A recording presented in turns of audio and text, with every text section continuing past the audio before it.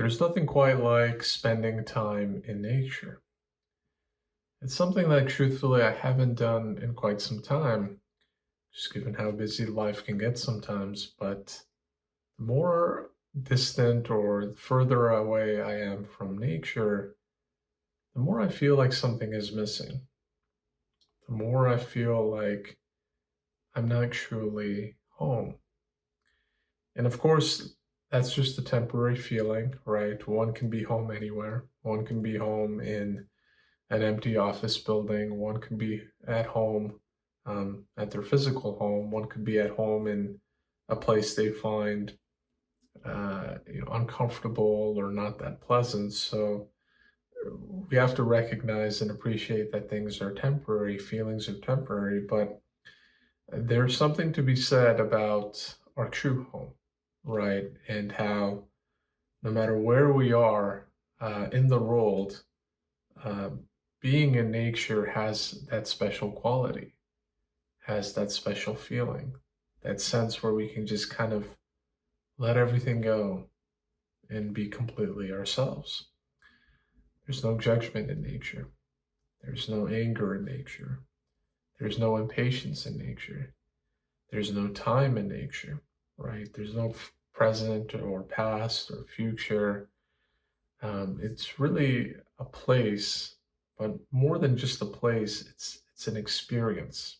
It's a state of being, right? Nature is not just a destination; it's a state of being.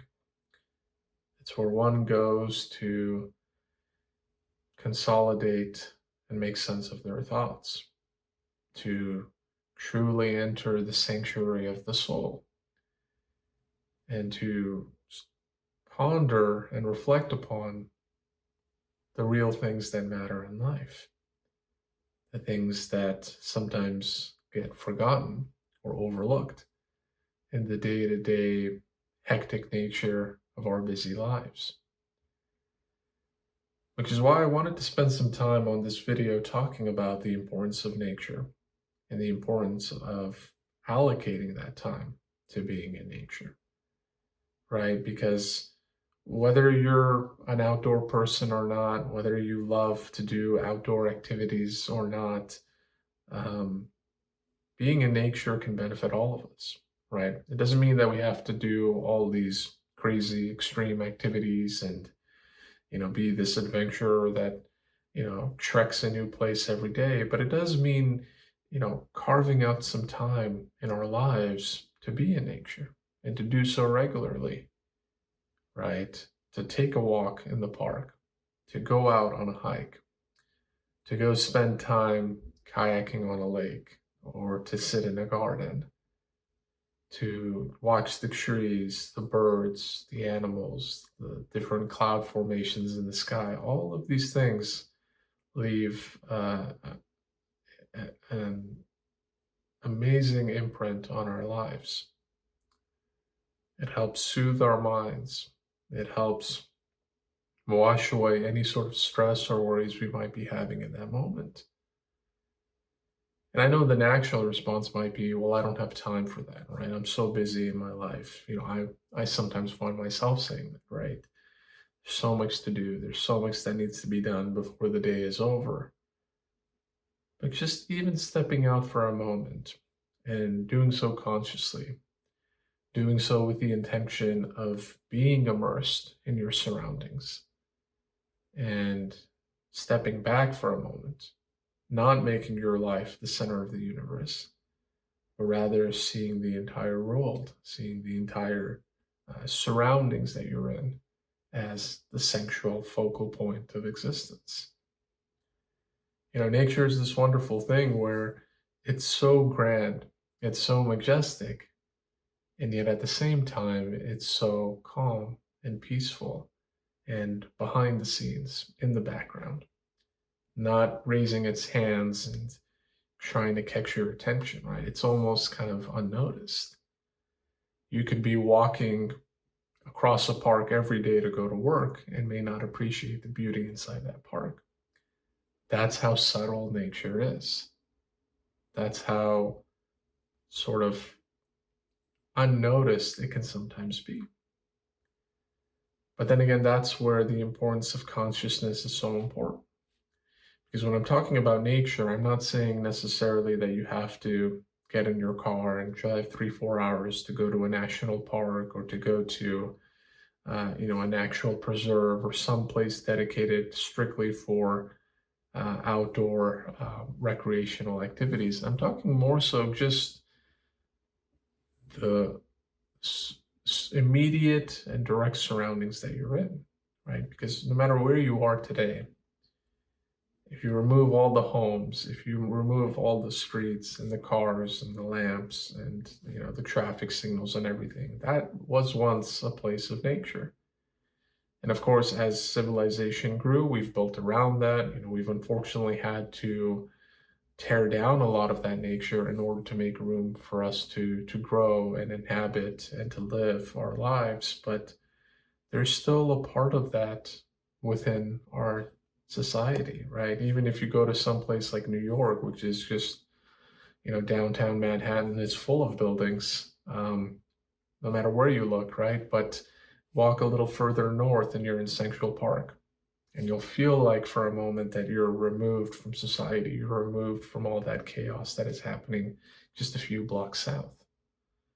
So even in a place like New York City, for example, there's so much nature, there's so much beauty, there's so much natural things that can make you appreciate your life, can make you appreciate your existence, and can ultimately fuel your spirituality, right? It's not just for enjoyment, it's not just for relaxation.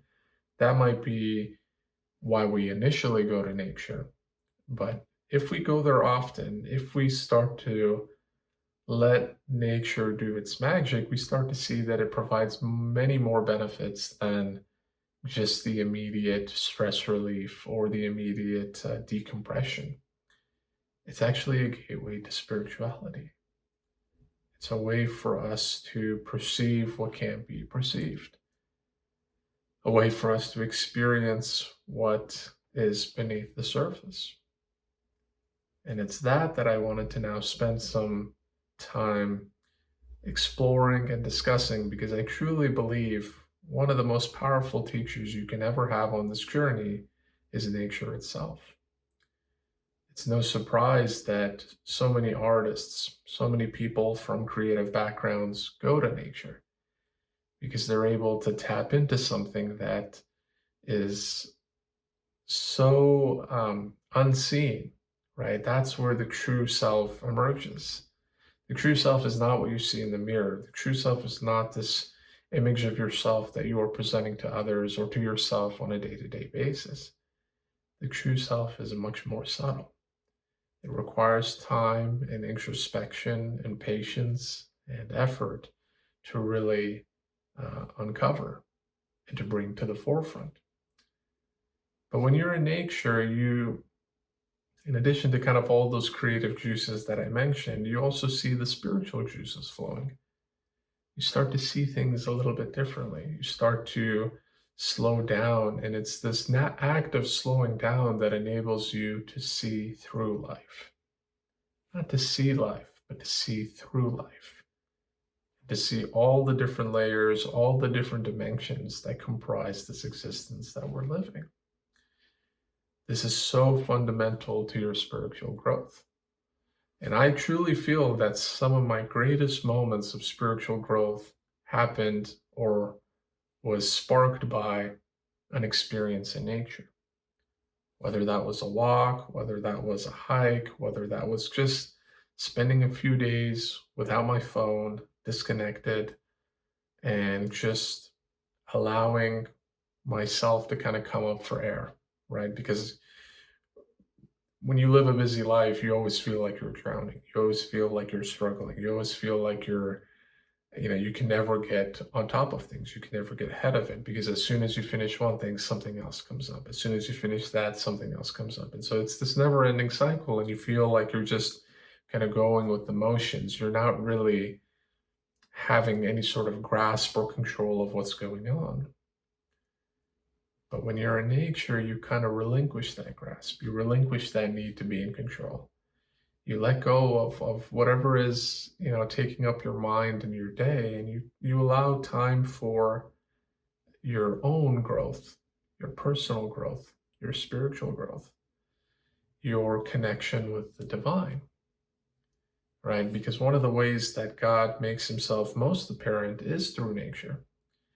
I'm not saying that you can't find God anywhere else, but I always say that nature is God's temple, right? I've been to many houses of worship. I've been to many mosques, many churches, many temples, all wonderful institutions. Not just the four walls and the roof, but the people inside them, the people that have formed a community and are aligned with a set of principles and a set of beliefs and a common goal. Um, but as great as those institutions can be, and as much as I think that they serve uh, humanity, I feel that nature perhaps takes on an even greater role and can help us reach a sense of connection with God that perhaps cannot be achieved anywhere else. There, I feel like one truly gets to see God, one truly gets to experience God. Not in terms of how we read about God, right, in a book, or how we hear about God through a sermon or a lecture or a speech, but more, how do you feel about God? How do you experience God? Right? There's so many things in this world that can't be explained, that can't be processed by language, that can't be. And so when you don't have language, when you don't have words, when you don't have people, um, the institutions that you normally rely upon to connect with the divine all of a sudden start to um, fall through and not hold the same weight as they did before. Now, this is not a criticism of that, right? I don't want to, send off the wrong message here by saying you should not go to those institutions or you should not spend time there, but rather to hopefully, if you haven't already, introduce an alternative, introduce a supplement, perhaps, right? Because it doesn't have to be one or the other. It can be a supplement to that, right? If you look at all of the great religious and spiritual leaders throughout time, it's very hard to find one that hasn't spent a lot of time in nature. If you look at the great founders of the major religions today, many of them have spent months, if not years, traveling through deserts, traveling through forests, traveling through wherever, and finding a sense of connection, finding a sense of authenticity that they didn't really find anywhere else, right? And so that's why I think we all, as humans, no matter what our level of spiritual understanding or spiritual appetite, we crave that time in nature.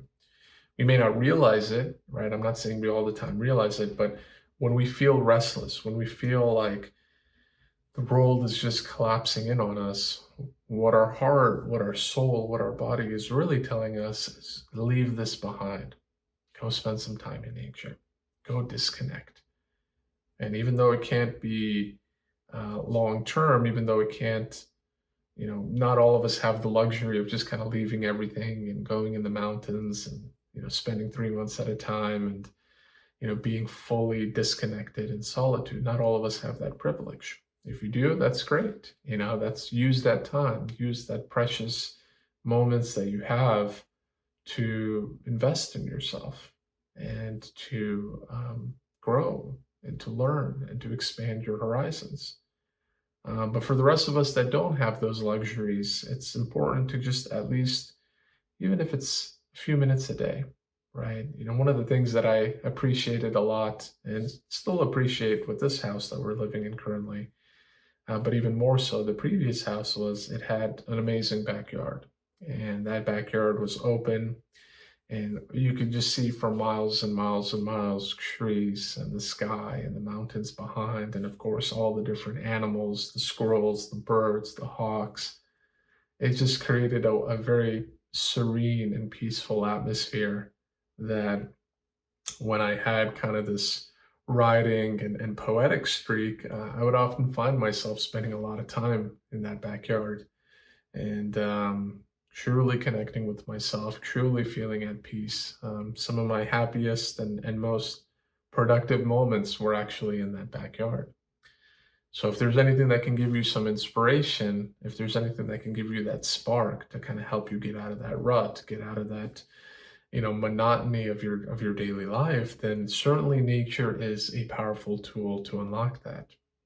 And I definitely encourage it for all of the reasons that I mentioned, but perhaps most importantly of all is the ability to help you accelerate your spiritual transformation, to really understand the meaning of your existence. Because ultimately, that's what this channel is about, right? Every video that you see here is really produced with the intention of helping you see through life and to navigate some of the common challenges, but more importantly, to go beyond those challenges, to uncover your true self, to discover your real identity and your real purpose in life. And of course, to make God the center and focal point of your existence. Without God, none of us would be here.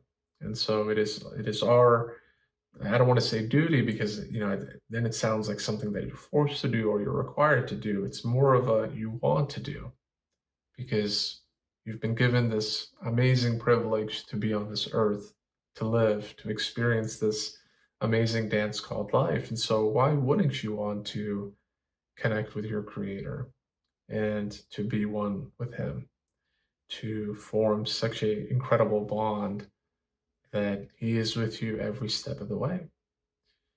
Right. And so I'll leave you with that. I hope you found this video helpful. But please let me know your thoughts. Let me know what nature has done for you or how you view nature. If there's a particular place that you frequent often or that you would love to visit, drop that in the comments as well.